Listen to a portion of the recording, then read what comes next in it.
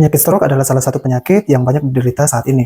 Orang dengan kondisi stroke sebagian besar akan terjadi yang namanya sebagian tubuh lumpuh, lemah, dan kaku. Tapi kabar baiknya, pemulihan itu sangat mungkin kalau dilakukan dengan latihan yang tepat dan dukungan dari keluarga. Apa itu stroke dan apa dampaknya? Stroke terjadi saat aliran darah ke otak terganggu yang menyebabkan sistem saraf pusat di otak kekurangan nutrisi dan kehilangan fungsinya. Efeknya bisa berupa lumpuh sebelah tubuh, sulit bicara atau bergerak, kelemahan otot tangan atau kaki, bahkan mengganggu keseimbangan tubuh. Tapi ingat, semakin cepat latihan dimulai, semakin besar peluang untuk pemulihan.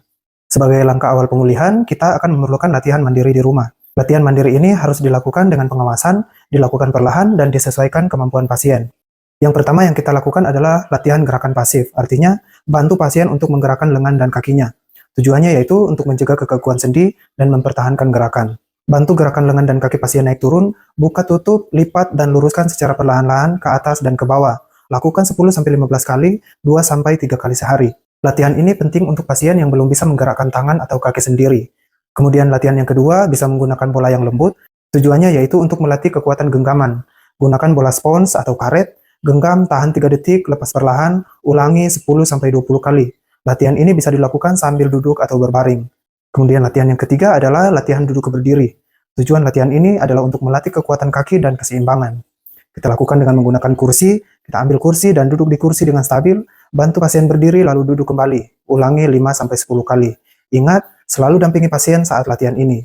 Kemudian latihan yang keempat yaitu menggeser kaki di tempat tidur. Tujuannya yaitu untuk melatih kontrol otot paha. Dalam posisi tidur terlentang, geser tumit mendekat ke bokong. Lakukan perlahan, ulangi 10-15 kali, bisa dibantu keluarga dengan memegang tumit.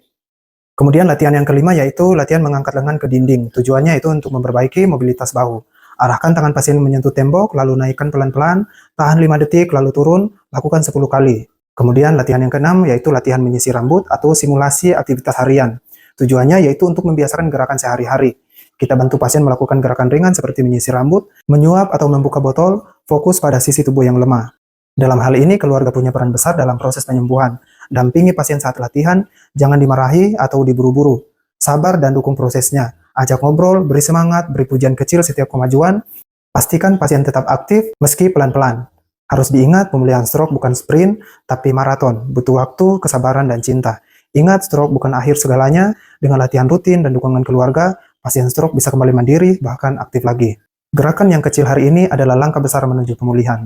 Jika ada yang ingin ditanyakan, silakan ke kolom komentar. Dan jika Anda suka video ini, silakan di like dan share, serta ikuti akun ini agar mendapatkan informasi-informasi serta tips-tips kesehatan lainnya.